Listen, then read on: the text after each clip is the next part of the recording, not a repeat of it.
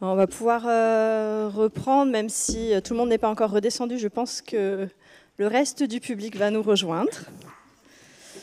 Et donc on va terminer cette journée avec une table ronde qui va traiter de la question toujours de la recherche au musée et de la spécificité de la recherche au musée à travers le thème de la matérialité. Et donc je remercie Pascal Liévaux qui a accepté d'assurer la modération de cette table ronde.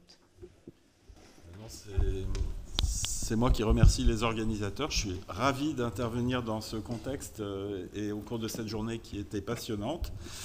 Et j'espère qu'elle va le rester encore pendant un peu plus d'une heure. Mais j'ai pas grand doute là-dessus parce que la thématique que nous allons aborder, comme c'est indiqué dans le programme, est vraiment au cœur du sujet.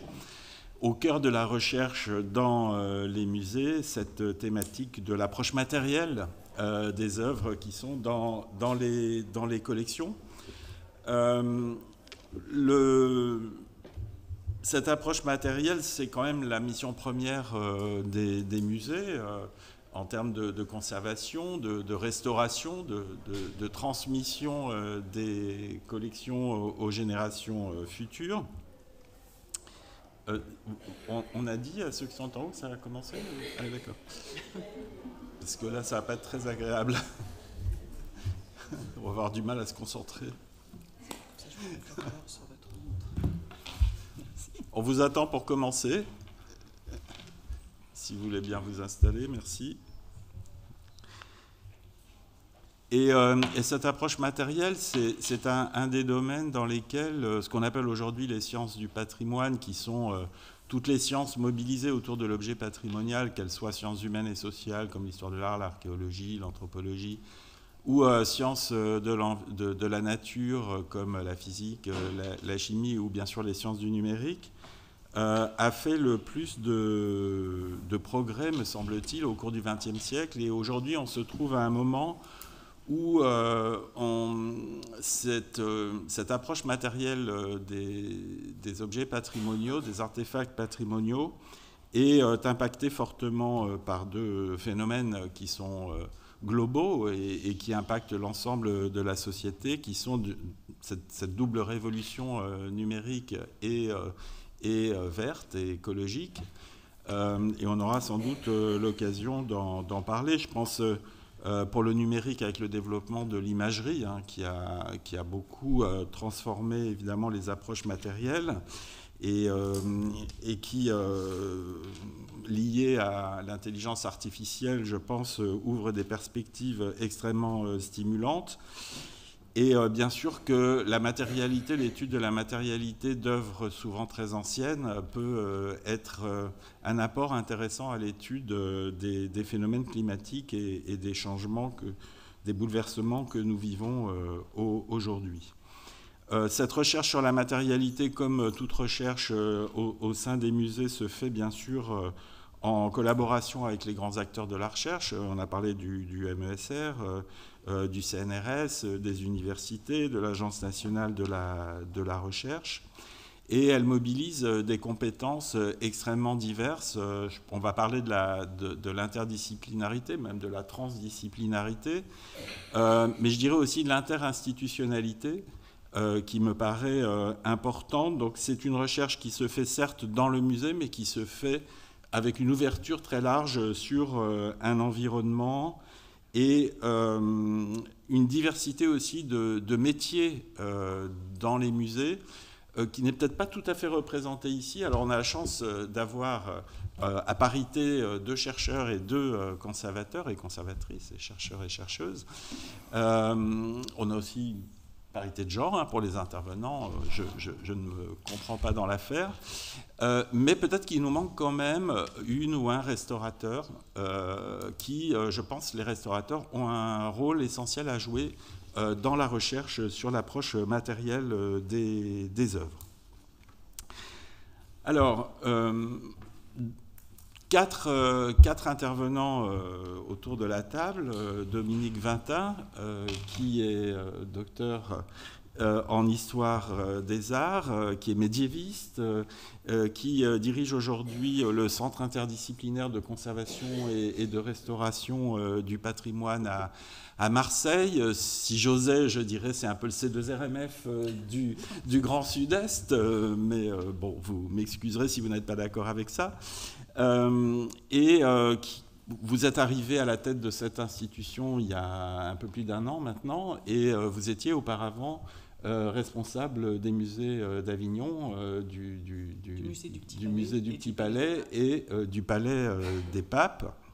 Et vous avez travaillé aussi dans le domaine des monuments historiques, donc vous avez une vision assez large du sujet. Et vous êtes particulièrement intéressé, c'est intéressant aussi dans votre parcours, me semble-t-il, à la matérialité des œuvres, puisque lorsque vous étiez en responsabilité du Petit Palais à Avignon, vous avez initié une série de dossiers du Petit Palais qui rendaient compte régulièrement des travaux d'études et de restauration des œuvres de vos collections. Alors, Valentina Aristova, pardon pour la prononciation sans doute défectueuse, vous êtes chercheuse, ancienne pensionnaire de la Villa Médicis, et vous êtes chargée de recherche à l'université Humboldt de Berlin. Et ça, c'est un aspect intéressant aussi de vos 4 personnalités très ouvertes sur l'international, et je pense qu'on aura l'occasion d'aborder cette question de la nécessaire collaboration au niveau européen et international sur ces sujets. Vos travaux portent sur la peinture italienne de la Renaissance, et vous venez d'ailleurs d'être récompensé par un prix de l'Académie française. Donc toutes mes félicitations. Et vous êtes un peu chez vous ici à l'INHA, parce que vous avez collaboré au célèbre répertoire des tableaux italiens dans les collections publiques françaises. Et vous êtes aujourd'hui dans un partenaire impliqué dans un projet, le projet ANR Aurum, dont vous nous direz sans doute quelques mots, qui s'attache donc à l'étude de l'usage de l'or dans la peinture européenne des XVIe et XVIIe siècles.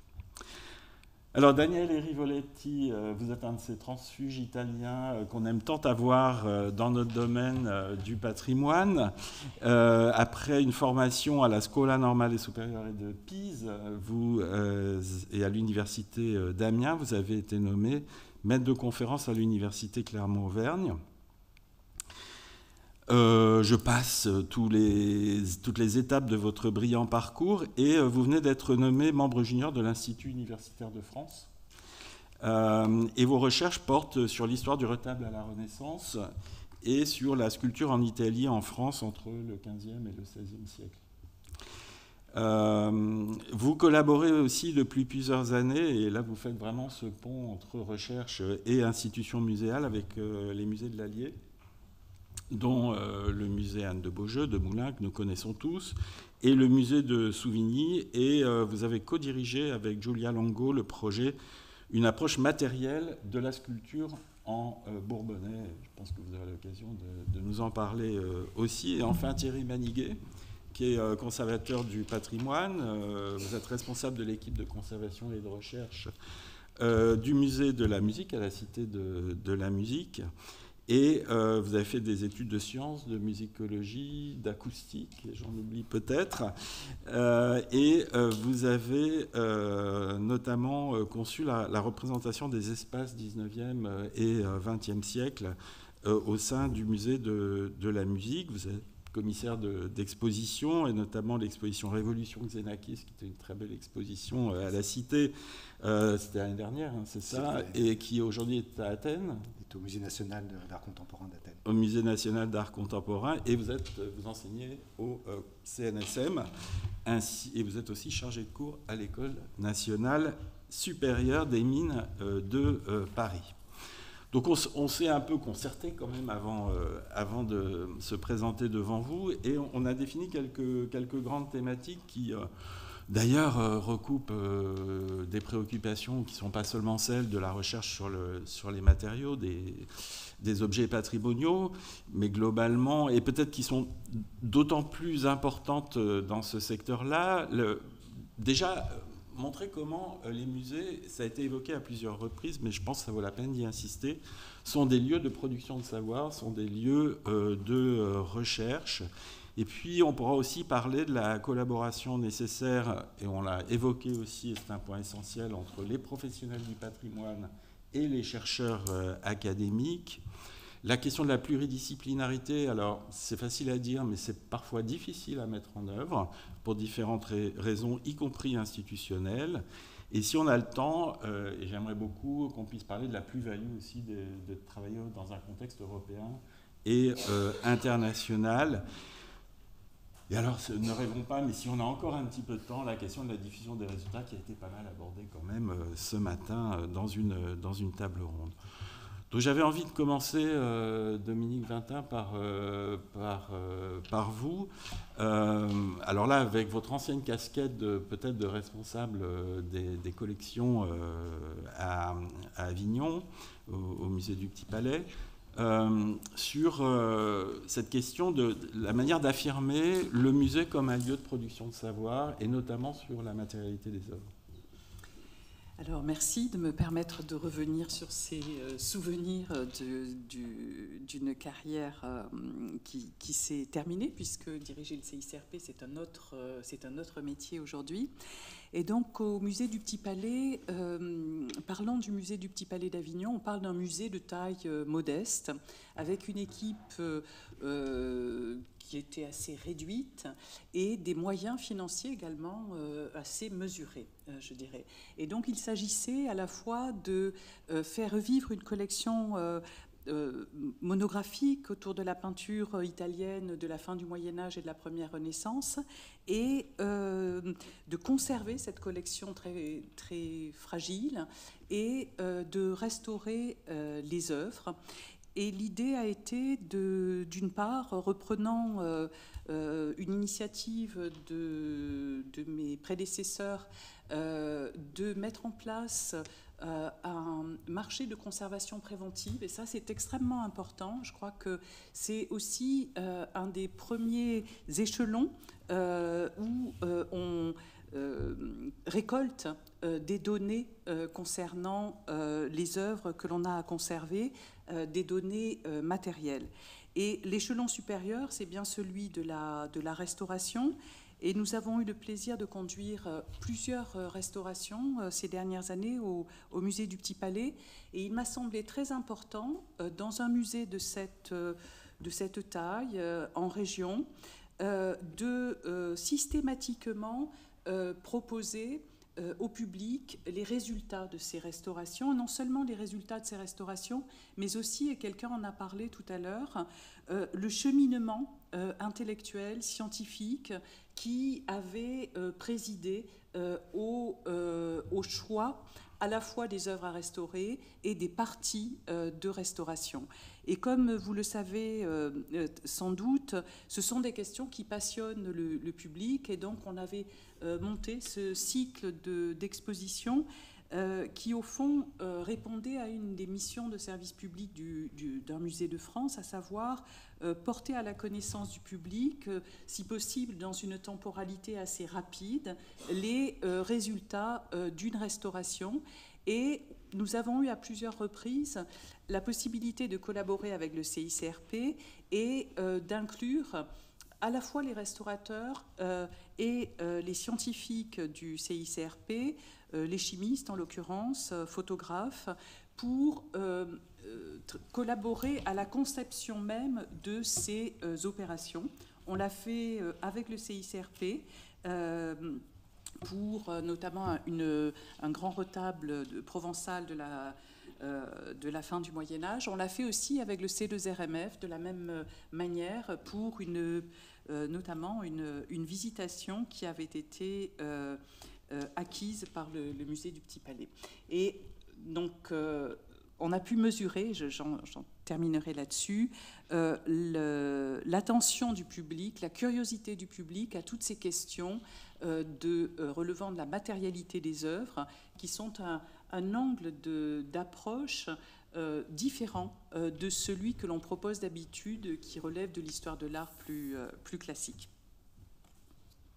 Et alors, À la Cité de la Musique, Thierry Maniguet, vous avez la chance d'avoir en interne une équipe dédiée à la recherche et à la conservation. Donc ça doit faciliter grandement, je pense, cette production de savoir en interne sur la matérialité des œuvres. Je l'espère en tous les cas. Je pourrais presque rebondir sur les dernières questions qui ont été abordées lors de la dernière table ronde sur le rôle du conservateur, le rôle du conservateur-restaurateur. Chez nous, en effet, on est une équipe de 10 personnes et la recherche est partagée par l'entièreté de l'équipe. On est 4 conservateurs, une assistante de conservation, 2 conservateurs-restaurateurs. On a aussi une personne qui, elle, dédie entièrement son temps à la recherche, est en charge d'une recherche autour de la mécanique vibratoire, de l'acoustique. Et puis, nous sommes en train de recruter d'ailleurs 2 personnes autour de l'imagerie scientifique que vous avez évoquée et une personne autour d'un sujet sensible en ce moment qui est la recherche de provenance. Donc, histoire des collections et recherche de provenance. Voilà cette équipe constituée. Dans notre PSC, nous avons inscrit en effet la recherche comme étant au cœur de nos activités. Chaque conservateur doit en effet consacrer 30% de son temps de travail à la recherche. Donc comme on est 4, vous faites le calcul, ça fait 1,2 chercheurs équivalents temps plein. Mais il n'empêche que c'est pour dire que nous avons établi 6 axes de recherche que nous partageons. Au début, nous étions 2 équipes séparées. Maintenant, nous avons fusionné les 2 équipes du laboratoire et de la conservation pour cela. Et autour de la matérialité, est-ce notre histoire particulière? Nous sommes un établissement récent, nous avons ouvert en 1997, nous avons un statut un peu particulier, c'est une collection nationale qui est confiée à la gestion d'un EPIC, mais en même temps, c'est une collection qui est très ancienne. Il faut chercher les fondements de cette collection avec la naissance du conservatoire à la Révolution française. Et notre musée est une émanation du musée instrumental du Conservatoire de Paris qui a ouvert en 1867. Ceci étant dit, quand le Conservatoire de Paris, qui était rue de Madrid, a fermé, ce musée était, j'en garde un souvenir ému, mais c'était un musée qui était consacré à la valorisation de typologies d'instruments de musique, essentiellement français. Et donc, sur le plan de l'étude matérielle, tout était à faire. Quand on a mis le musée de la musique sur les fonds baptismaux, et quand on a pensé, en effet, remettre ces objets usuels dans un contexte de la musique, qu'elle soit savante, populaire ou non occidentale, je dis que tout était à faire parce que finalement, la matérialité, l'étude de la matérialité, c'était est-ce qu'il y a vraiment un secret dans le vernis des violons Stradivarius? Voilà, donc il y avait un peu de travail à faire. Et alors là, je risque, étant donné que les enjeux financiers dépassent souvent... Non, je peux dire qu'il n'y a pas beaucoup de secrets. Je pense que nous avons travaillé, publié pour cela. Il n'y a pas de secret derrière le vernis de Stradivarius. Ça reste des excellents instruments, mais sûrement que leur excellence ne réside pas seulement dans le vernis. Donc c'est pour vous dire que, en effet, l'instrument de musique, c'est un outil auquel on a conféré la dimension d'objet d'art. C'est un outil qu'on a enrichi dans notre collection avec des œuvres d'art, des objets contextuels. Nous avons énormément d'archives liées à l'instrument de musique, mais c'est aussi un objet fonctionnel qui est au service d'un art immatériel qui n'existe que quand cet objet est mis en jeu. C'est-à-dire que la musique sans instrument de musique n'existe pas. Donc c'est une problématique que l'on veut faire partager au public, c'est-à-dire qu'on fait entendre des instruments de musique dans des cadres bien nés, mais ça fait partie de nos recherches. Et je crois qu'on partage ça dans les musées, la frontière entre documentation, recherche. Je vais vous donner un cas particulier. Nous conservons une lyre dont on ne sait pas grand-chose. Elle est entrée dans la collection à la fin du XIXe siècle. C'est un instrument à cordes pincées et elle est constituée notamment d'un crâne. D'un crâne dont il est difficile, parce que c'est un montage, peut-être que c'est le maître en conserve 2 exemplaires très très similaires. Est-ce que c'est un montage macabre de la fin du 19e? Et en tous les cas, il est très difficile, juste en observant cet instrument de musique, en est-il un, ou est-ce un objet qui dépasse la seule fonctionnalité, de dire si c'est un crâne humain ou un crâne animal. Il est très transformé, il a des faux cheveux. Mais vous voyez, donc on rentre dans la difficulté de l'exposition, de la conservation de restes humains. Et en plus, comme on voudrait savoir, grâce à des collaborations avec des anthropologues et aussi avec des chercheurs, vous évoquiez la biologie, là, pour le moment où on en est, il faudrait faire un test ADN. Mais un test ADN, ça veut dire un prélèvement. Est-ce qu'on peut se permettre aujourd'hui de faire un prélèvement, aussi petit soit-il, sur potentiellement un reste? Donc voilà. Au départ, c'est de la documentation des collections, et à la fin, par les personnes qu'on convoque autour d'un objet, par les publications, par la connaissance qu'on pourra avoir autour de ces objets, on est, je le pense, vraiment dans le domaine de la recherche, uniquement autour de la matérialité. Merci. Donc vous faites partie de ces historiens de l'art qui s'intéressent à la matérialité des œuvres. Je suis assez vieux pour avoir fait des études d'histoire de l'art à un moment où ce n'était pas très très répandu. Chez les historiens de l'art, en tout cas, beaucoup plus chez les archéologues, et les choses ont beaucoup évolué. Et qu'est-ce que vous pourriez nous dire, Valentina, sur cette appétence que vous avez pour l'approche matérielle et sur ce qu'elle apporte à vos travaux? Alors, je tiens à dire qu'à l'époque où je faisais moi-même mes études, les questions de la matérialité ne faisaient pas du tout partie des programmes d'enseignement. J'en suis arrivée, disons, pendant l'année où j'étais pensionnaire à la Villa Médicis, parce que j'avais organisé une table ronde sur ces questions. Et l'année suivante, j'ai eu la chance d'intégrer le projet Aurum. Je salue Romain Thomas, qui est le porteur du projet. Un projet donc centré sur l'étude de l'or en tant que matériau pictural dans la peinture européenne des 16e et des 16e et 17e siècles, projet qui était financé à l'origine par la Fondation des sciences du patrimoine et qui par la suite a été récompensé par l'ANR. Depuis peu, Romain Thomas, conseiller scientifique à l'INHA, donc Aurum deviendra aussi un programme porté par l'INHA. Donc, grâce à ce projet, j'ai pu à la fois affiner ma propre curiosité pour ces questions-là, et j'ai pu également constater l'émergence d'un intérêt nouveau en France, surtout puisque nous avons pu constater, grâce aux missions de recherche que nous avons menées, notamment en Angleterre, mais aussi en Hollande, aux Pays-Bas, qu'en France, il y avait eu une certaine torpeur sur l'étude de la matérialité et surtout sur l'enseignement de cette histoire matérielle de l'art dans les établissements universitaires notamment. Et en ce sens, je tiens à souligner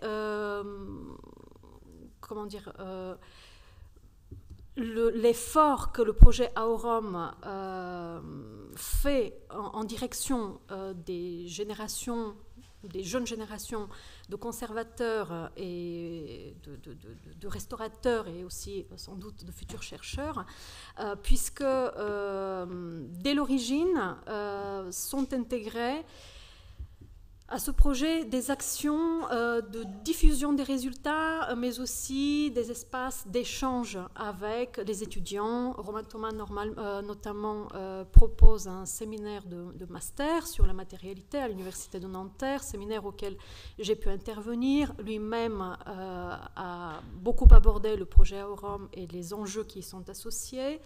Les restaurateurs de l'INP sont également associés à ce projet. Donc il y a véritablement une volonté d'ouverture de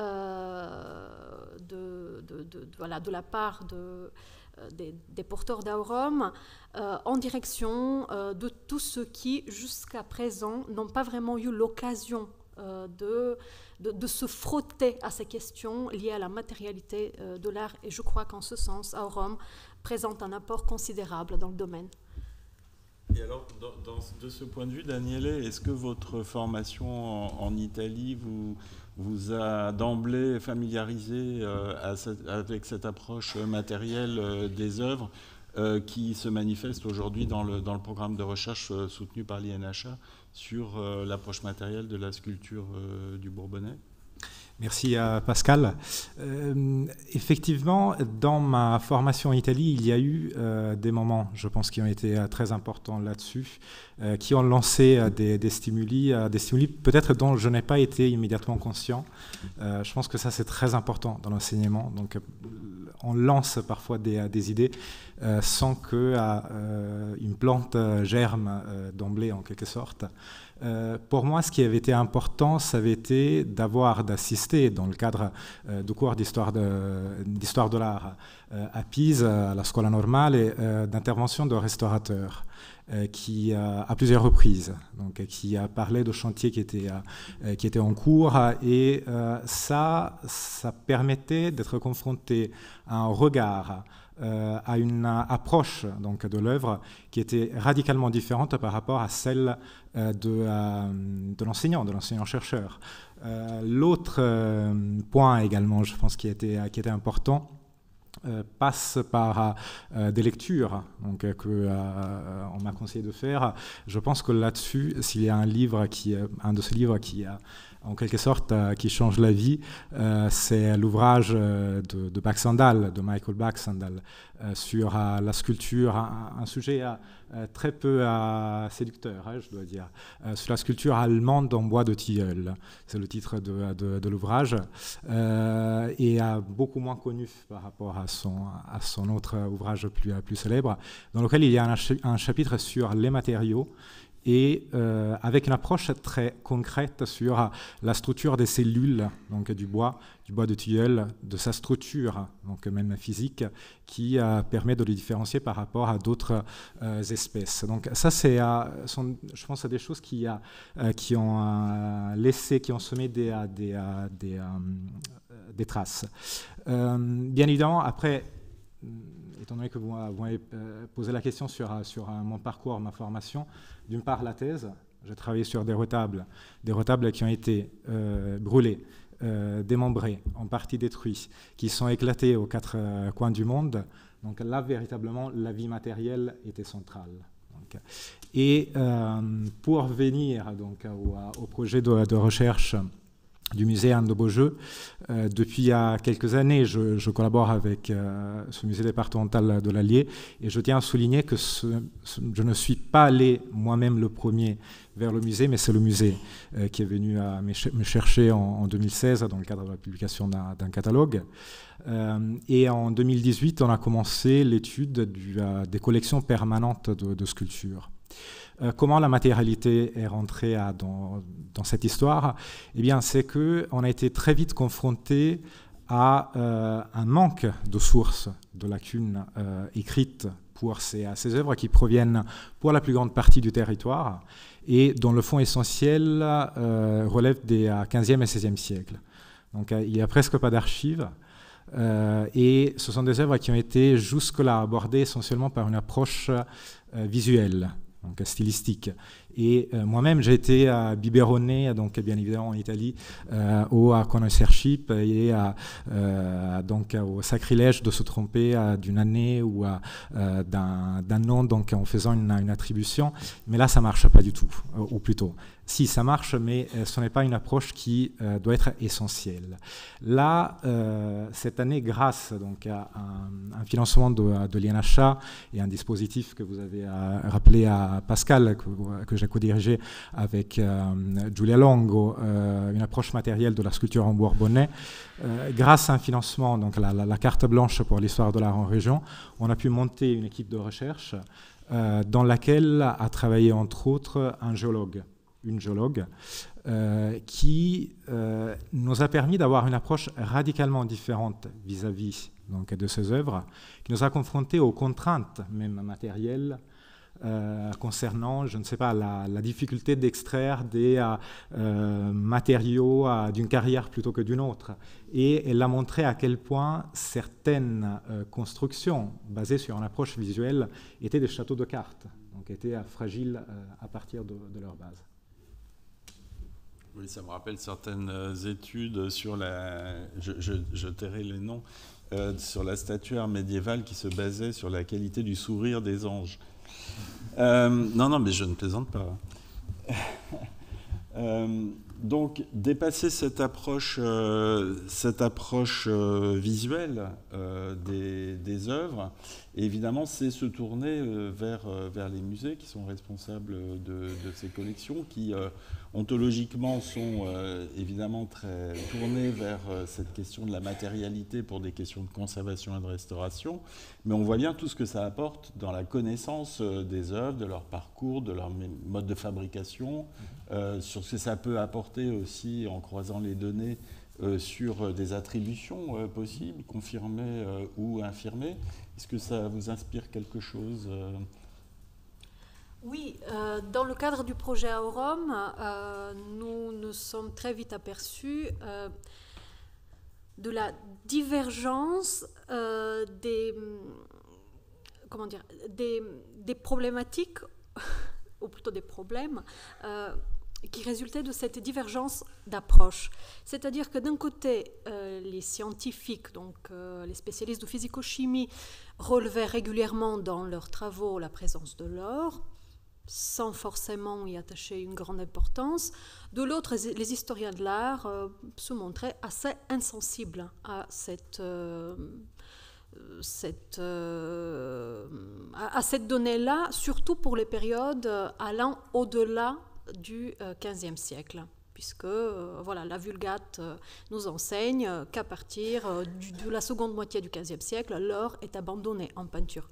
Or, il se trouve que ce n'est pas tout à fait vrai et que des œuvres que l'on croyait connaître et qu'on n'avait jamais envisagées sous l'angle de la matérialité contiennent de l'or et représentent des cas tout à fait intéressants pour mieux affiner leur compréhension historique du point de vue à la fois de l'évolution de l'histoire du goût, mais également du point de vue de leur fabrication.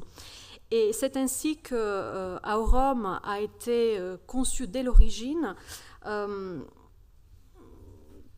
comme un laboratoire pluridisciplinaire qui s'attache à l'étude d'un matériau, donc en l'occurrence de l'or, en fédérant différentes compétences, des compétences spécifiques qui viennent s'enrichir mutuellement et qui viennent apporter des connaissances nouvelles justement à la compréhension, je répète, historique des œuvres d'art. Et en ce sens, je ne crois pas l'avoir dit, il s'agit là d'un projet qui agrège en son sein à la fois des historiens de l'art, des conservateurs, des restaurateurs, des spécialistes de physico-chimie, mais aussi des spécialistes d'optique.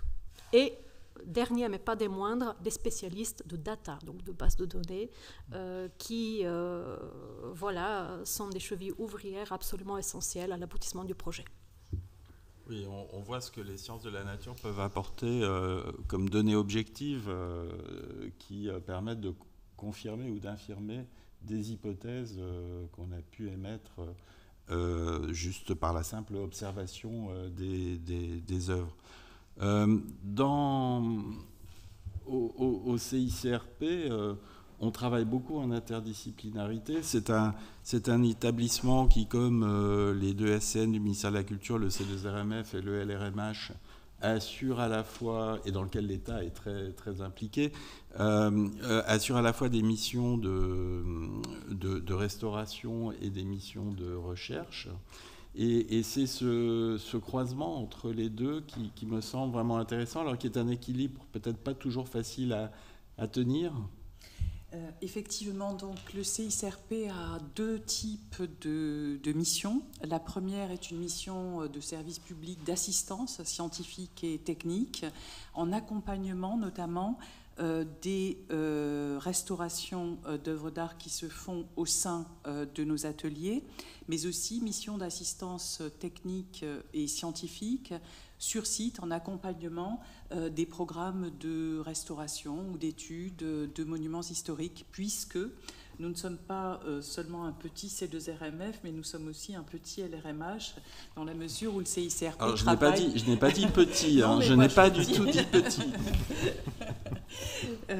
c'est une réalité. Donc nous travaillons dans ces deux sphères du patrimoine, à savoir les collections des musées de France et les monuments historiques.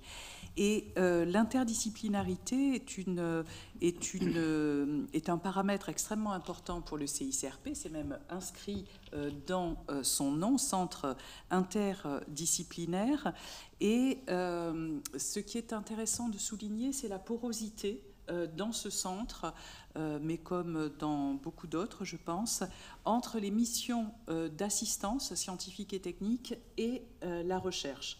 Alors, la recherche, un peu comme à la Cité de la Musique, c'est censé occuper une part faible du temps de travail des ingénieurs, mais c'est une dimension structurante du CICRP.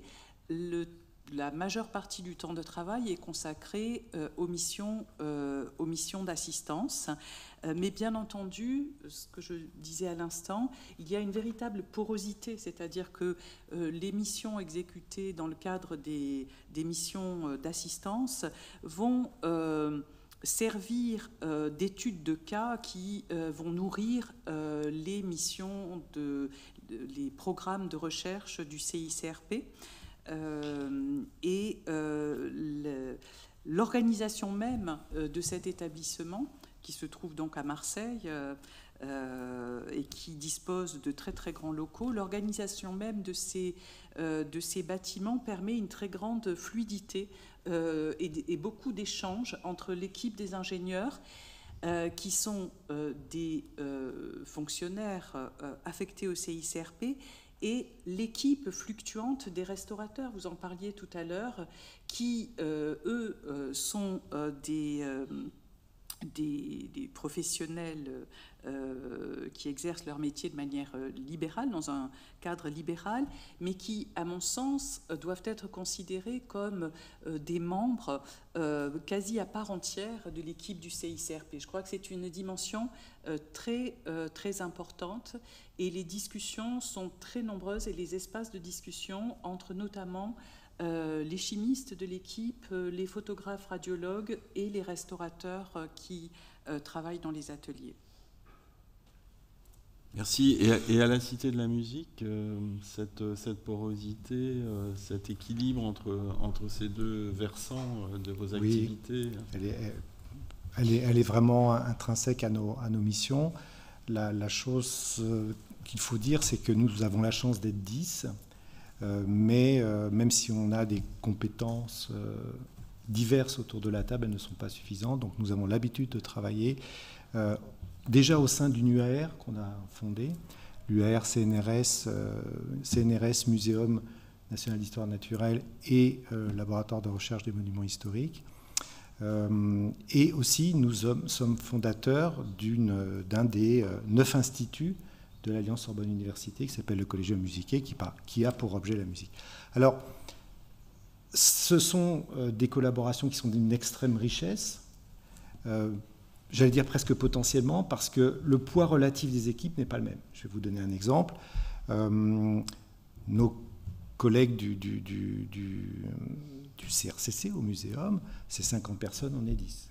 Et puis le collégium, c'est 10 institutions autour de la musique, mais c'est 250 chercheurs, c'est 300 doctorants.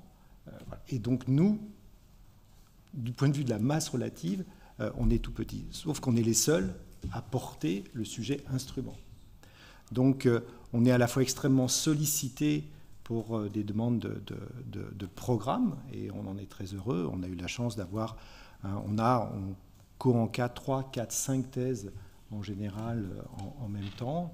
2 vont se terminer, on en commence une en ce moment qui est financée par la FSP. Peut-être qu'on reviendra sur la richesse de cette Fondation des sciences du patrimoine, qui est très utile, je le trouve, dans justement l'énonciation, le support qu'on peut avoir sur des sujets qui sont très pluridisciplinaires, voire interdisciplinaires. Et puis, voilà. La grande vertu, j'y vois aussi, c'est qu'elle a pour principe de ne financer que des recherches qui sont conjointement suivies par un chercheur académique et un professionnel de musée ou d'établissement patrimonial.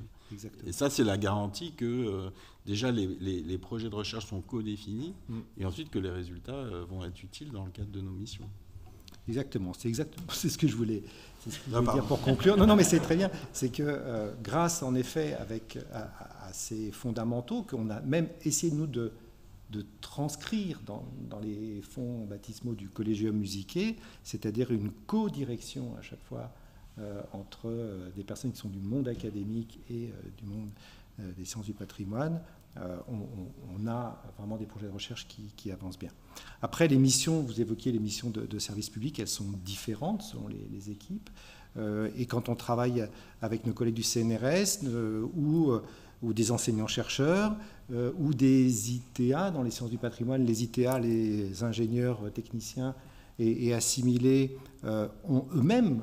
conduisent eux-mêmes des projets de recherche. On voit bien que la disponibilité de ces personnes sur des projets en commun est aussi extrêmement différente. Mais en effet, nous avons ce réservoir extrêmement fabuleux de chercheurs, vraiment, autour de disciplines qui vont des sciences de la nature et des sciences humaines et sociales, qui est d'une très grande fécondité pour nous. Alors cette pluridisciplinarité que nous avons évoquée à plusieurs reprises, y compris durant cette journée, n'est pas toujours facile à mettre en œuvre parce qu'il y a les cloisonnements disciplinaires, il y a des institutions, ne serait-ce que le CNRS, qui sont organisées par domaines disciplinaires. Donc, Valentina, comment dépasser cela ? Comment dépasser cela ? Ce n'est pas toujours facile, mais je pense qu'à partir du moment où il y a une volonté commune de porter un projet qui réunit différentes spécialités, tous ces problèmes administratifs, problèmes aussi d'emploi du temps très chargés, peuvent être résolus avec plus ou moins de réussite. Le dialogue reste essentiel, fondamental. Évidemment, puisqu'il s'agit de spécialités différentes, il n'est pas toujours évident de s'entendre sur ce que sont les compétences des uns et des autres et la manière dont ces compétences sont mises en commun, en œuvre et puis en commun au service d'un projet commun. Et partager le même vocabulaire. Et partager le même vocabulaire. J'allais revenir justement. Parfois, la question du vocabulaire reste également importante et constitue un frein à la compréhension. Voilà. Daniel ? Oui, merci. C'est un point qui est central, effectivement, en ce qui concerne la recherche autour de la matérialité aujourd'hui en histoire de l'art. Je pense que l'un des premiers leviers à résoudre, c'est du point de vue de la formation. C'est-à-dire, quelle est la formation que l'on donne aujourd'hui dans les universités, mais également dans d'autres institutions de formation d'histoire de l'art. Je pense à l'école du Louvre, dont il a été question en partie dans la dernière table ronde. Quelle est la place que l'on donne à la matérialité dans ces formations ? Et là, je veux dire que ce ne sont pas que les enseignants-chercheurs, historiens de l'art, qui doivent agir là-dessus, mais je pense que ce sont des restaurateurs, justement, des conservateurs de musées qui doivent avoir de plus en plus de place dans ce point qui est essentiel, qui structure véritablement pendant des années la vision de l'historien de l'art. Je pense que ça, c'est encore plus urgent, étant donné que, Pascal, vous avez évoqué en ouverture ce changement qui est en train de se faire depuis plusieurs années, bien évidemment, grâce à la place que les réseaux sociaux ont dans notre société, dans notre culture visuelle. Là, les nouvelles générations, encore plus que la mienne, que les nôtres, seront formées en partie par le biais de ces outils, dans lesquels l'image dématérialisée est vraiment essentielle. Donc vis-à-vis, ça c'est bien évident, les réseaux sociaux sont une force immense, donc je le considère comme quelque chose de positif. Donc, mais bien évidemment, comme tout progrès, on perd également quelque chose dans cette aventure. Et alors, il faut prendre conscience rapidement, je pense, de ce que cela implique dans la culture visuelle des nouvelles générations et donc de la manière de laquelle la formation universitaire aussi doit s'adapter, et la matérialité donc doit encore plus donc, reprendre sa place dans ce parcours. Donc ça, je pense que c'est un point indispensable. Je ne reviendrai pas sur ce que Valentina a déjà évoqué, c'est-à-dire le fait que dans toute collaboration, il faut savoir respecter le point de vue et les apports scientifiques de l'autre. Je pense que si le projet au musée de Beaujeu je l'espère du moins, fonctionné, c'est aussi parce que jamais à aucun point notre regard d'historien de l'art a été considéré comme plus important que celui du géologue. Donc, on a essayé de se parler lorsqu'il y avait deux données qui entraient en conflit, en contradiction. Donc, et on n'a pas justement jugé une source comme la plus importante que l'autre, dans les deux cas. C'est ça qui est important. Parfois, on pêche d'un côté en pensant que les sciences fondamentales sont exactes et donc qu'elles sont plus fiables que l'historien de l'art. Ça, c'est une position que je ne défendrai jamais. Donc, là, je pense qu'il faut savoir faire dialoguer donc, les deux approches. Alors, dans ce dialogue entre l'institution muséale et les chercheurs académiques, il y a les différences de compétences, mais il y a aussi les différences d'attente des uns et des autres qui doivent être satisfaites pour que le projet soit réussi. Et l'INHA s'emploie, ça a été dit tout à l'heure, à développer ces projets conjoints entre institutions patrimoniales et chercheurs académiques. Quel est votre retour d'expérience, par exemple, sur ce projet de l'Allier ?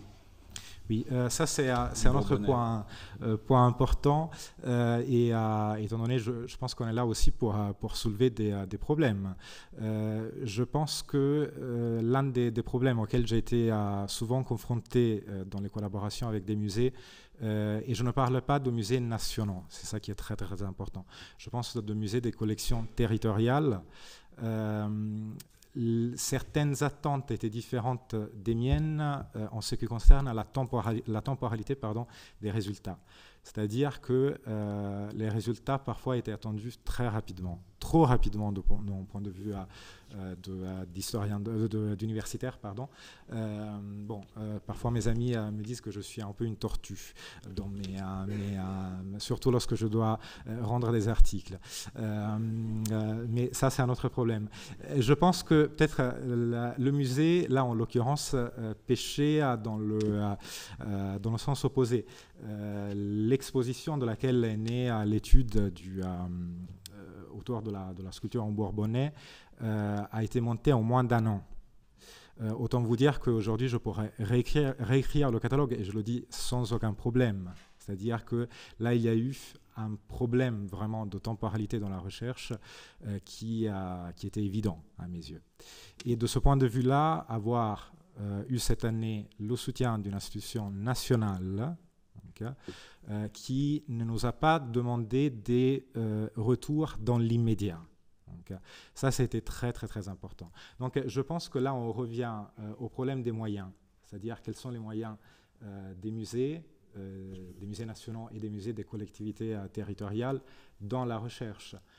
Certaines temporalités des collectivités territoriales sont aussi dictées par la politique. N'oublions pas que ces musées sont financés donc, par des municipalités, des départements, qu'il y a des échéances parfois électorales derrière. Ça, il faut le dire ouvertement, il faut ouvrir donc, dans ce contexte. Et Valentina, cette question de la temporalité entre le temps long de la recherche et les besoins d'une institution patrimoniale telle qu'un musée, vous l'avez vécu, cela ? Alors, pour nous, la question s'est posée différemment, au sens où, puisqu'Aurum s'attache à constituer un corpus qui est dispersé à travers le monde, il nous a fallu absolument voir ces œuvres-là. Et là, on a constaté, comment dirais-je, des réactions différentes de la part des institutions muséales. En Italie, par exemple, nous nous sommes vite aperçus que les conservateurs cultivaient une certaine forme de jalousie vis-à-vis de leur collection, donc nous n'avons pas pu accéder aux réserves. En France. Voilà. En France, le serviteur de l'État ouvre les réserves. En Italie, il les garde. Voilà. Donc, ça a été un frein à la poursuite de ce projet. C'est très surprenant pour l'Italie. En revanche, d'autres musées ont généreusement ouvert leurs réserves.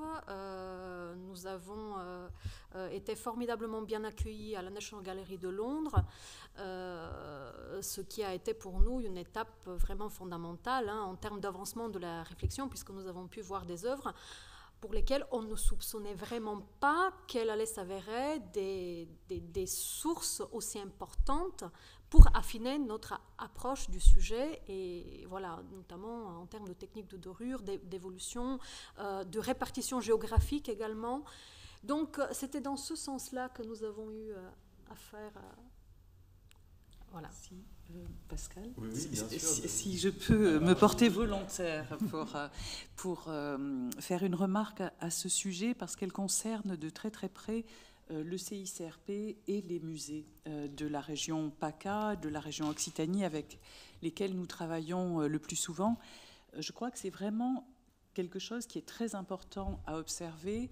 Les musées ont leur propre temporalité. Je sais effectivement d'expérience ce que ça signifie.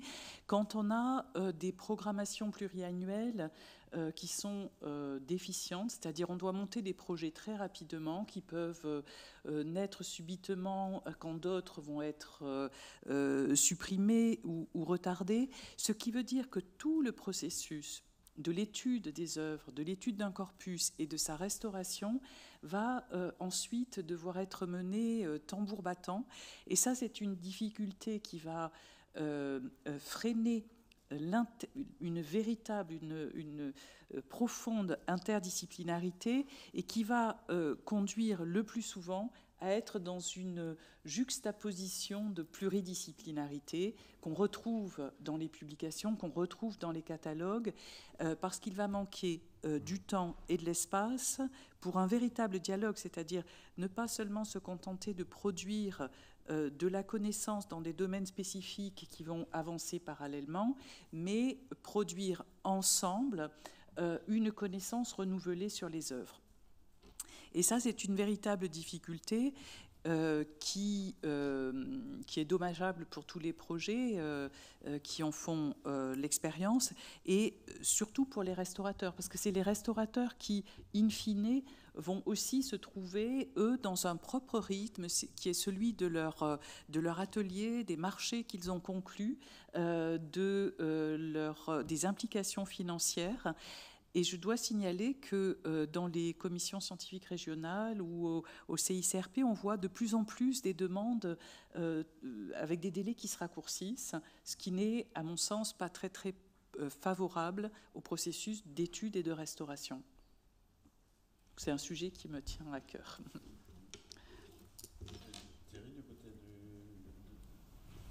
Oui, on a moins cette problématique. Elle est un tout petit peu moins vive chez nous, parce que on a par nos missions, par les financements qu'on a, par le fait qu'on a aussi un objet d'étude qui est un peu spécifique. On a autour de nous des personnes, vous parliez des restaurateurs, pour nous c'est extrêmement important. On a même une mission souvent vis-à-vis d'eux, c'est-à-dire qu'on a des restaurateurs qui sont agréés, mais qui se sont spécialisés de plus en plus sur les instruments de musique, et que l'on a agrégés autour de notre équipe. Et que ce soit dans ce type de mission, ou les missions de service public que l'on peut avoir,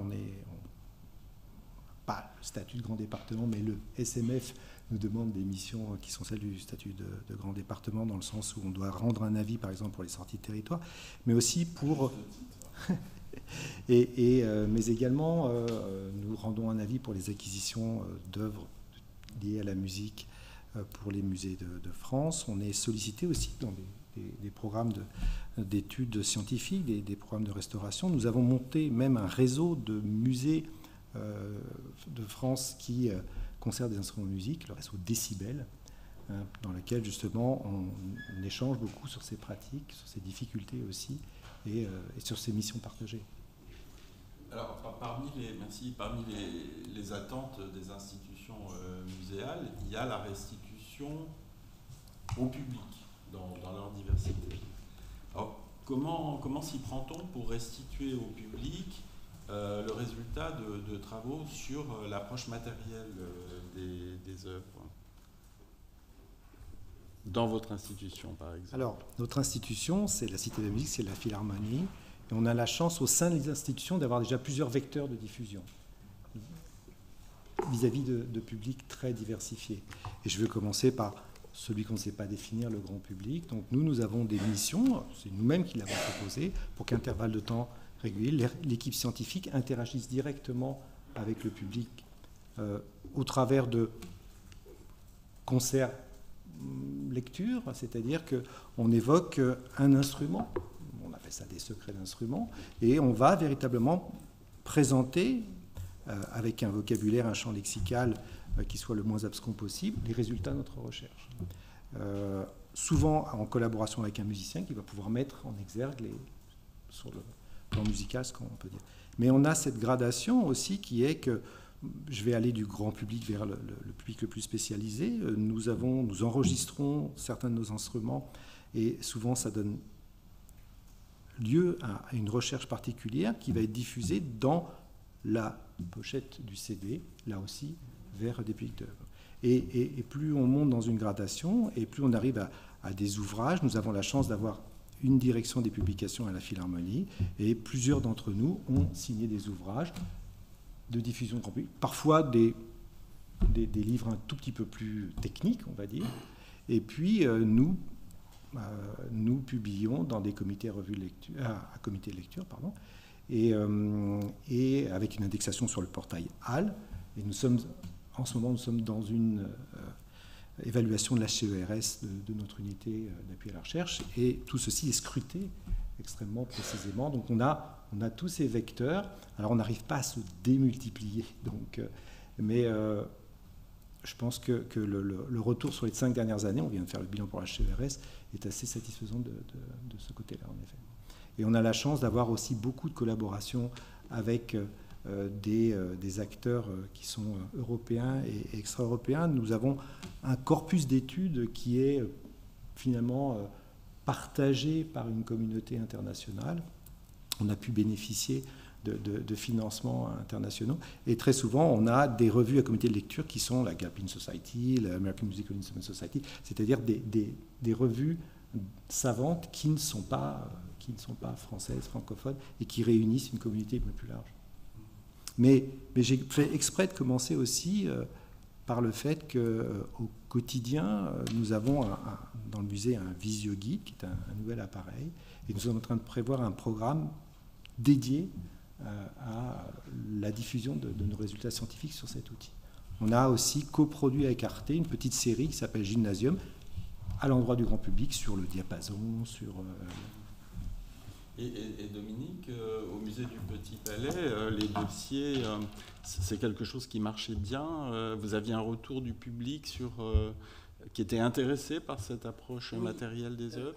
Tout à fait. Et je pense qu'il faut aussi rappeler cette diversité d'échelle des programmes de recherche. C'est-à-dire que la recherche dans les musées, elle est aussi, elle commence, me semble-t-il, avec des études que l'on peut faire sur les œuvres qui vont être plus nombreuses et qui ne vont pas forcément constituer de programmes de recherche. Et c'est quelque chose d'important à signaler. Mais effectivement, au musée du Petit Palais, on avait toute une gradation de relations avec le public, que ce soit les midis du musée où on présentait une œuvre, quelquefois des restaurations antérieures sur cette œuvre, des problématiques de restauration ou de conservation. On a aussi remanié toute la présentation de la collection de peinture pensé par Michel Laclotte pour l'aborder dans le cadre d'une exposition temporaire de longue durée sous l'angle de la matérialité, en créant des vitrines pour montrer les outils, les matériaux utilisés par ces peintres. Et on a eu des retours absolument excellents de la part du public. Les gens m'écrivaient pour dire leur satisfaction de ces propositions-là. Donc je pense que c'est une véritable attente du public, et on voit bien que c'est plus facile pour le public d'aborder les œuvres sous l'angle de la matérialité que de l'aborder sous l'angle du connoisseurship qui était si cher aux études d'histoire de l'art il y a quelques décennies encore. Alors on me fait signe que notre temps de parole est bientôt à son terme. J'aurais bien aimé quand même que vous, peut-être que l'un d'entre vous, ou plusieurs d'entre vous, évoque un projet européen, et est-ce que cette approche comparative européenne a pu apporter dans la compréhension de la matérialité d'une collection ou d'une œuvre? Je ne sais pas qui veut s'y mettre. Valentina, Daniele? Je commence. Disons que dans mon cas, peut-être je ferai un seul exemple qui a un exemple indirect de réponse à votre question, c'est-à-dire que dans le cadre du projet en cours cette année sur la sculpture en Bourbonnais, on a bénéficié d'un réseau européen, donc d'une infrastructure en quelque sorte qui était déjà en place, sans laquelle on n'aurait jamais pu avoir des résultats relativement rapidement. Je pense surtout aux albâtres. Nous avons réalisé, entre autres grâce au financement, des prélèvements et des analyses en laboratoire de sculptures en albâtre pour connaître les carrières d'extraction de ces œuvres. Et là, je n'ai pas le temps de vous expliquer comment tout cela fonctionne, mais disons que si le laboratoire n'avait pas déjà derrière lui une base de données suffisamment développée avec un nombre d'exemples très élevé pour situer les échantillons que le musée Anne de Beaujeu envoyait, jamais on aurait pu mener à bien notre projet. Donc il y avait derrière, en quelque sorte, un projet beaucoup plus vaste, bien évidemment, que le nôtre, qui était porté, entre autres, par des musées nationaux français, comme le Louvre, auquel avait été associé le BRGM, autour des albâtres. Donc là, effectivement, un musée de taille plus modeste qu'un musée national a pu bénéficier d'un grand projet européen. Donc ça, il faut, je pense, voir le problème à différentes échelles, en quelque sorte. Et Valentina, c'est le cas pour le projet Aurum. Alors pour Aurum, l'une de nos conquêtes, si j'ose dire, les plus récentes, sera constituée par une collaboration avec l'École française de Rome, la Villa Médicis et la surintendance des biens archéologiques et culturels de Rome, puisque par le biais de cette expertise que nous avons développée autour de l'étude de l'or, nous avons été invités à participer à un autre projet porté entre autres par Michel Hockmann, qui s'attachera à l'étude de la galerie des Caraches. Et donc, nous allons y apporter notre expertise, notamment pour ce qui concerne l'analyse des dorures. Alors, comme on a commencé cette table ronde avec un quart d'heure de retard, il nous reste quelques minutes pour des questions. Absolument. Alors, est-ce qu'il y a quelques questions dans la salle ?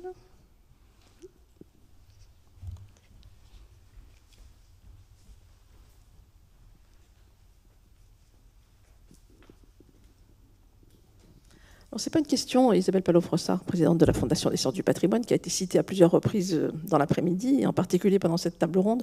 Donc c'est simplement plusieurs petites remarques sur ce qu'on a entendu là à l'instant, qui était tout à fait passionnant. La première chose, c'est que l'étude de la matérialité des œuvres n'est pas si récente que ça. Alors, elle est récente, effectivement, pour certains historiens d'art, mais elle est très ancienne dans certains domaines comme celui de l'archéologie. Et puis, on pense aux travaux de Cesare Brandi. Et puis, chez nous, on pense aux travaux qui ont été faits autour du Petit Palais par Ségolène Bergeon, etc. Et donc, et le C2RMF. Donc, ça n'est pas très ancien, ça n'est pas très récent. Ce qui est beaucoup plus récent, c'est la porosité, c'est le dialogue entre les disciplines que permet et que favorise en particulier la Fondation des Sciences du Patrimoine, elle n'est pas la seule à le faire, et qui se matérialisera, si je puis le dire, à travers plusieurs événements, dont le grand comité international d'histoire de l'art, le prochain colloque qui porte sur la matérialité des œuvres et qui sera vraiment un lieu d'échange l'année prochaine, en 2024, à Lyon, et qui sera vraiment un lieu d'échange entre historiens d'art et archéologues, anthropologues, etc. Et spécialistes des matériaux. 23 au 28 juin Merci. à Lyon. Et je voulais simplement, il y a un petit point que je voulais rajouter, c'est je voulais rebondir sur une observation qui a été faite tout à l'heure sur la question des prélèvements pour analyse. Donc ça, c'est une question qui est toujours un peu brûlante. Donc je pense qu'il y a, mais pas moi qui le pense, il y a une éthique particulière de la recherche sur la matérialité des œuvres qui doit s'établir et qui doit se renforcer. Je pense qu'il n'est pas question de dire on ne fera plus jamais de prélèvements parce qu'auquel cas on se coupe de tout un pan de connaissances absolument fondamentale, mais il faut qu'elle soit évidemment faite avec la connaissance aussi de la représentativité de l'œuvre, de la qualité de l'œuvre elle-même, de son caractère unique, de son caractère émotionnel aussi. C'est vrai qu'on ne fera pas un prélèvement sur la Joconde de la même manière qu'on fera un prélèvement sur un objet en série, etc. Donc la question de l'éthique de la recherche sur les biens patrimoniaux est aussi une question qui mériterait pratiquement un colloque, je pense. Et je me permets de profiter de ce que j'ai le micro pour vous inviter à poursuivre cette réflexion les 13 et 14 novembre prochains. Il y a un colloque qui fêtera les 10 ans de la Fondation des Sciences du Patrimoine à la Philharmonie, où nous sommes accueillis, et j'en remercie son représentant ici présent. Et ça sera l'occasion de parler de 10 années de ces recherches interdisciplinaires sur le patrimoine. Merci. Alors, puisque nous en sommes aux annonces, avant de prendre la prochaine question, Pardon. Et avant que tout le monde soit parti, du 28 au 30 novembre, le ministère de la Culture a décidé de réactiver les entretiens du patrimoine. Les plus anciens d'entre nous ont participé, assisté à ces grands moments de dialogue, d'échange entre les professionnels du patrimoine, tout domaine confondu. Et donc, vous êtes invités à vous y inscrire sur le site du ministère de la Culture, donc les entretiens du patrimoine 2023. Ça sera au musée du Quai Branly Jacques Chirac. Et la thématique est celle de la restauration au XXIe siècle, restaurer au XXIe siècle. Et n'hésitez pas à diffuser l'information autour de vous. Je voudrais apporter la question de la temporalité qui vient d'être posée, temporalité de préparation d'une exposition, par exemple, imposée par un maire ou que sais-je. Il existe une temporalité dans la carrière d'un conservateur qui est liée à beaucoup de facteurs. Alors, permettez-moi d'aborder un cas personnel. Je vais vous raconter un tout petit peu ma vie en 2 secondes. Quand j'étais au musée d'Orsay, je me suis dit que, tiens, il y avait beaucoup de masques mortuaires dans les réserves, et puis qu'on avait des photos mortuaires célèbres dans les collections, et puis qu'on avait, par exemple, le portrait de Madame Monet sur son lit de mort par Monet, et je me suis dit, tiens, il y a un sujet. Donc ça, c'est une initiative complètement individuelle. Puis vous avez la chance d'avoir un directeur génial, Henri Loirette, qui vous dit, banco, vous pensez que ça peut faire une exposition, je suis pour. C'était gonflé quand même, une exposition sur la représentation des morts. Donc ça s'appelait Le Dernier Portrait. Et puis vous faites ce projet, vous avez 4-5 ans, c'est très confortable, un budget quasi illimité, tout va bien. Vous faites l'exposition, vous avez le sentiment que vous avez ouvert quelque chose. Et puis tout change parce qu'on vous confie un autre projet, ou on vous impose un autre projet, vous changez de directeur, puis vous changez d'établissement. Et donc, il y a une temporalité là qu'un conservateur ne peut pas maîtriser. pour être clair, on me demande encore des conférences sur le sujet, j'accepte parfois, mais quand on me demande de refaire un livre, de reprendre la recherche, je ne le fais pas. Je refuse, et ce sera peut-être pour ma retraite. Donc, pardonnez-moi d'avoir utilisé ce cas personnel. Alors, qu'est-ce que j'ai fait? J'ai considéré que je n'étais pas propriétaire de ce sujet. Et je l'ai transféré en quelque sorte à un chercheur à l'université d'Avignon, donc un universitaire, Bruno Bertherat, qui fait du très bon travail sur le sujet, qui m'invite à chaque fois je décline, ça n'est plus mon sujet. Voilà, je voulais donner cet exemple aussi parce que même si on aurait envie de poursuivre sur un sujet, en fait, concrètement, parce que nous sommes des conservateurs en charge de collection, que nous changeons d'établissement, que nous changeons aussi de directeur, donc de politique aussi de recherche à l'intérieur d'un établissement, souvent, nous ne pouvons pas poursuivre tout le long du carrière un sujet. Je pense qu'il était important de le préciser aujourd'hui. Oui. Alors, je pense qu'il y a aussi un problème de ce genre, enfin, qui se pose autrement pour les chercheurs académiques qui ne sont pas toujours libres de poursuivre les sujets qu'ils souhaiteraient poursuivre pour des raisons budgétaires, institutionnelles. Je pense que là, il y a des contraintes différentes qui sont liées, entre autres, à des questions de financement. Donc là, le financement pour la recherche à l'université n'est absolument pas à la hauteur donc, de ce qui devrait être attendu. Donc le chercheur est constamment en train de monter des dossiers, chercher des financements à droite à gauche pour mener à bien sa recherche, avec toutes les contraintes que la recherche d'un budget parfois crée vis-à-vis de la liberté de la recherche. C'est-à-dire que parfois, pour s'adapter à certains appels à projets, je ne dis pas qu'on détourne, qu'on modifie l'objet, mais on l'oriente de manière légèrement différente. Donc ça, c'est une réalité qui existe du côté des chercheurs aussi. Merci beaucoup d'avoir... Est-ce que je peux... Une seconde, très rapidement. Merci beaucoup d'avoir apporté cet exemple. Je pense que c'est très bien de le dire, étant donné qu'aujourd'hui, il est question de la recherche au musée, et je pense que c'est très très bien de faire émerger ces contraintes, ces difficultés, en fait, ces réalités plutôt, donc, qui sont essentielles. Et si, je crois, on veut vraiment que la recherche au musée fonctionne, il faut ouvrir les yeux devant cette réalité. Donc il faut le dire de manière claire. Donc je pense que au contraire, c'est très bien d'avoir apporté cet exemple. Merci à tous les quatre.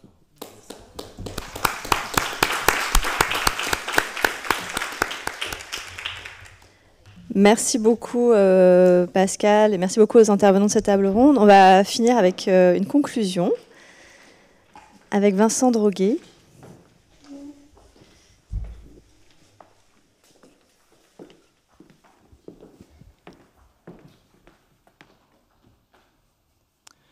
Oui, rassurez-vous, je serai bref avec la conclusion de cette journée professionnelle consacrée aux différentes facettes de la recherche au musée.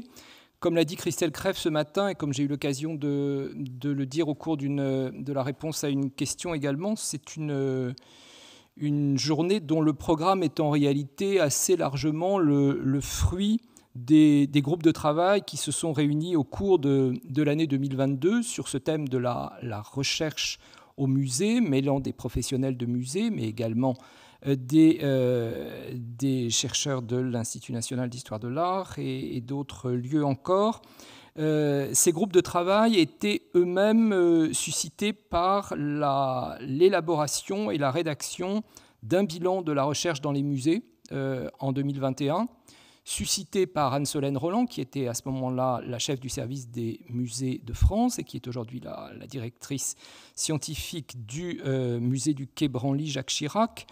Et cette enquête, c'est Laurent Cisnard qui l'avait menée, et évidemment j'avais suivi cela d'assez près.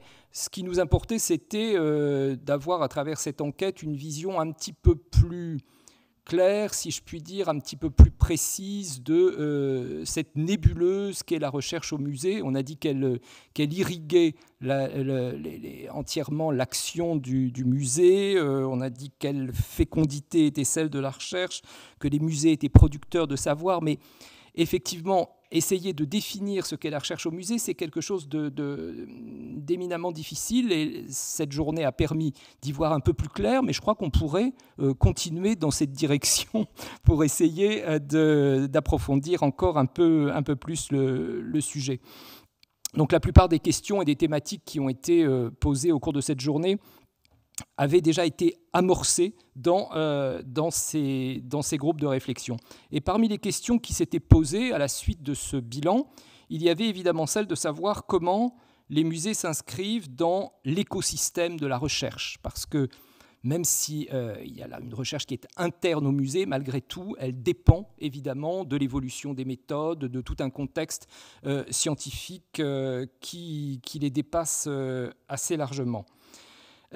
Il existe néanmoins bien une spécificité de la recherche au sein de l'institution muséale. Françoise Mardrus a parlé tout à l'heure de sur-mesure.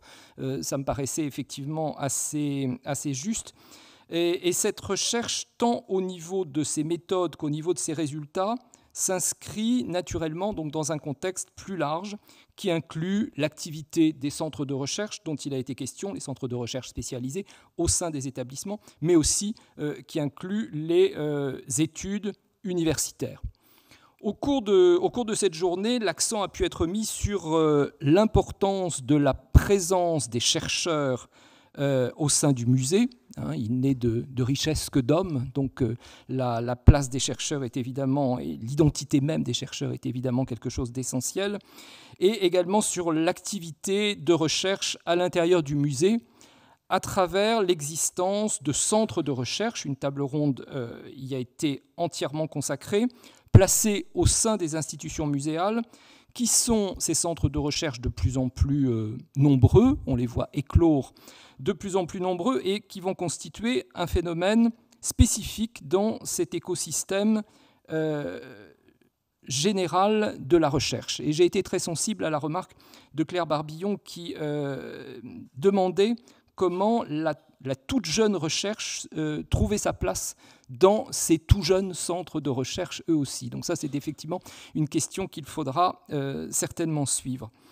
L'accent a été mis sur l'accueil des chercheurs, avec notamment le système des résidences pour enseignants-chercheurs, qui a été très judicieusement présenté et détaillé par Stéphane Bourdin, un système qui a été mis en place en 2022-2023 et reconduit en 2023-2024 et qui donne évidemment des résultats extrêmement stimulants, extrêmement intéressants de la présence de chercheurs universitaires au sein des institutions muséales. Je vous signale qu'on retrouve d'ailleurs une énumération et une petite explication de ces différents dispositifs d'aide à la recherche sur le site musée du ministère de la Culture. Normalement, ça fonctionne et vous pouvez arriver à 2 pages qui vous expliquent un petit peu les différentes possibilités qu'il y a pour mener un projet de recherche au sein du musée. On a vu également en début d'après-midi combien il était important que la recherche puisse s'inscrire dans le projet muséal lui-même, et notamment dans le PSC, qui est un document que nous révérons tous au sein du service des musées de France et dans tous les musées, à travers le cas bien particulier, mais extrêmement emblématique, me semble-t-il, du musée national de préhistoire, avec une place, effectivement, de la recherche très ancienne au sein du musée et qui est inscrite dès le projet scientifique et culturel. À propos de l'inscription dans ces documents qu'on peut qualifier d'administratifs, il est intéressant aussi de voir, et ça on avait essayé de le voir dans le bilan de la recherche, comment la recherche apparaît dans les bilans d'activité des établissements. Certains le font apparaître comme un chapitre particulier, d'autres cas, c'est un peu plus dilué, ça disparaît un petit peu plus. Donc ça, c'est quand même assez significatif, et il n'y a pas d'alignement des musées sur une manière de présenter leur activité. Ont été abordées également la question des applications et de l'éditorialisation de la recherche. La question de la matérialité qui est au cœur de la recherche dans les musées a été posée à l'instant, puisqu'elle constitue évidemment un point central pour les institutions, pour des institutions chargées de conserver, de mieux connaître et de faire connaître les œuvres. Et là, on voit l'impact que la recherche peut avoir, évidemment sur la connaissance, mais aussi sur la conservation des œuvres.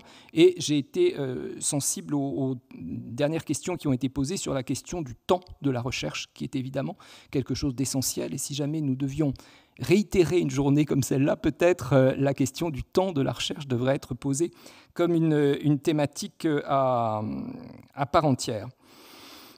Cette connaissance des œuvres, elle passe naturellement également par une mise à disposition des acquis de la recherche à travers les expositions et à travers les publications dont nous avons vu la diversité d'approches possibles au sein de la table ronde qui a eu lieu en fin de matinée, avec le sujet très important, là aussi évoqué par Françoise Mardrus, de la visibilité de la recherche. Ça, c'est un sujet évidemment essentiel. Je dirais non seulement la visibilité de la recherche, mais aussi la visibilité des chercheurs au sein des musées.